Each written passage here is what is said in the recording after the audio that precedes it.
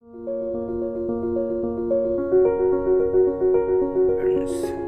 I am hereby to covers the syllabus of class 9 English from the book Behave. The name of the chapters of No Men Are Foreigner. So here I am discussing some important basic questions of this poem.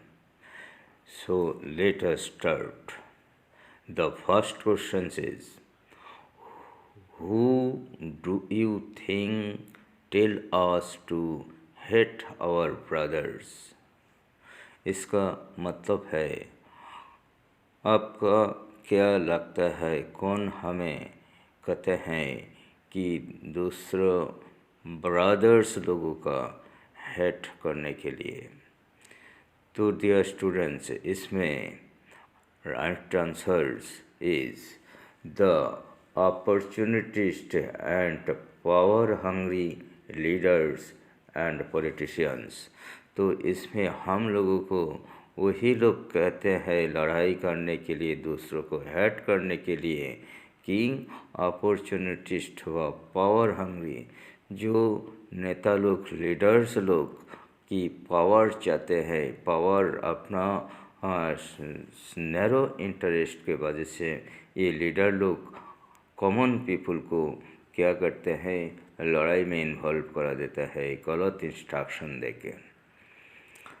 Question number 2, why do we sometimes hate our brothers? तो हम लोग sometimes कभी कभी की hate करते लगता है, अर्थात लड़ाई करते हैं दूसरों के साथ। तो राइट आंसर क्यों होगा कि we sometimes hate our brothers because we allows vested or unscrupulous politicians and religious leaders to instigate us. तो politicians and religious leaders वो लोग हम लोगों को क्या इंस्टिगेट करते हैं, अर्थात उत्साहित करते हैं कि लड़ने के लिए। So in question number 6, how shall we dispose ourselves? हम लोग कैसे खुद को वंचित करते हैं अधिकार से? So we dispose ourselves by hating our brothers in other parts of the world belonging to countries, races and cultures. अर्थात हम लोग की हमारे जो ब्रदर्स है, अर्थात पड़ोसी देश का जो सिटीजन्स है, जो लोग है, अर्थात हमारे देश के बाहर दूसरा देश के में जो रहने वाला है, चाहे वो दूसरा रेस का हो, दूसरा कल्चर का हो, तो वो लोगों को हम लोग क्या कर सकते हैं, वो फॉरेन सोचते हैं। इन दिस वे हम लोग जब वो लोग को हानि पहुँचाते हैं, इसका मतलब हम लोग खुद का ही हानि पहुँचाते हैं, क्योंकि पोएट का कहना है यहाँ पूरा दुनिया का जो लोग है सब भाई भाई ही होता है, कोई अलग व फॉरेनर्स नहीं है। Now see question number 4, what is human earth? Human अर्थ कहने से क्या लिखेंगे? The right answer is it is human world that is comprised of all countries, races, cultures and creed. So here's human earth मतलब पूरा world, globe का mean कर रहा है, that is people of the different countries, races, cultures and creeds. In question number 5, see home do we harms by going to wars? हम लोग जब लड़ाई में जाते हैं वहाँ किसको हानि पहुँचाते हैं? तो राइट आंसर आप जानती है, यहाँ हम लोग आवा हम लोगों का ही हानि पहुँचाते हैं.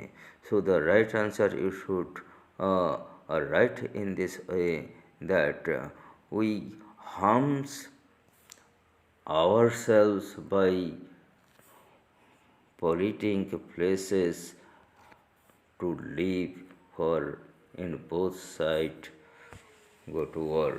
तो इसमें जो लड़ाई वॉर डिक्लेयर करते हैं, जिस कंट्री के शायद लड़ते हैं, ये दोनों कंट्री का, अर्थात जो लड़ाई करते हैं, जिसके अगेंस्ट में लड़ाई करते हैं, दोनों को हानि होता है.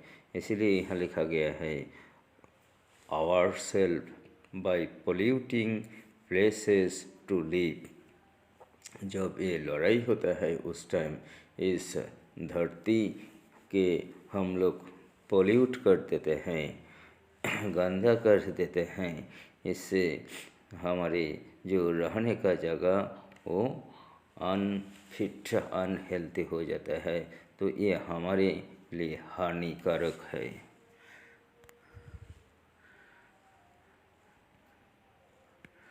Next question see explain the term hell of fire and dust.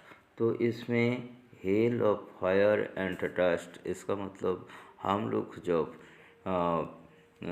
एक दूसरे के साथ लड़ते हैं, झगड़ते हैं, यू कैन ऑब्जर्व और name the different of world war.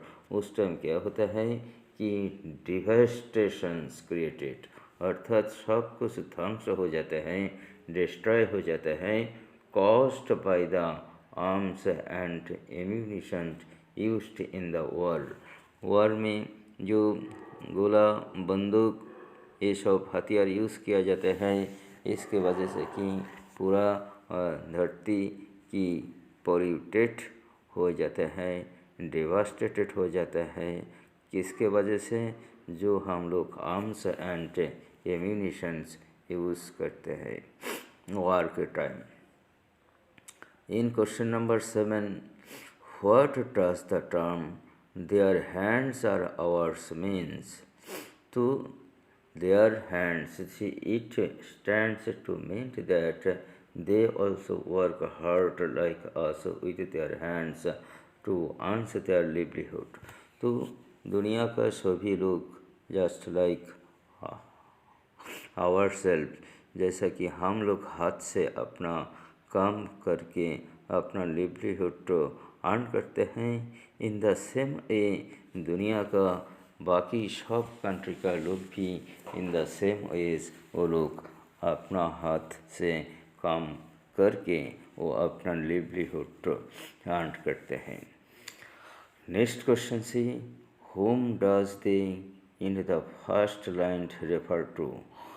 Poem का फर्स्ट लाइन में जो दे मेंशन किया गया है, ये दे मतलब दे द्वारा किसको समझाया गया है. So they refers to the people of countries other than our whom we consider as friends. वो लोगों को समझाया गया है, that is those people of other countries, out of other countries. हम अपना देश को छोड़ के बाकी देश का जो नागरिक है, जो लोग हैं, वो लोगों को मीन किया जा रहा है. वो लोग दूसरा कल्चर का है, दूसरा रेस का है, तो इसलिए हम लोग उसको स्ट्रेंड्स कहते हैं. ये next question number 9, what are they aware of. ये जो फर्स्ट लाइन में दे रेफर किया गया है, वो लोग किसके बारे में अवेयर है, जागरूक है. तो answer will be they are awares of the benefit of the sun, air and water. तो नेचर का जो देन है, सनलाइट है, हीट है, वाटर है, ये सब की जो राइट, इसको बारे में सब लोग की अवेयर है. इन क्वेश्चन नंबर 10 से give the names of the poet of the poem. No men are foreign. तो नो मैन आर फॉरेन, ये जो कविता है, ये पोएम जो है, इसका राइटर अर्थात कवि का, पोएट का नाम इसमें लिखना है, जो आंसर होगा James किरकुप। So dear students, I hope you have got some important tips for the question answers of these poems. Thank you very much.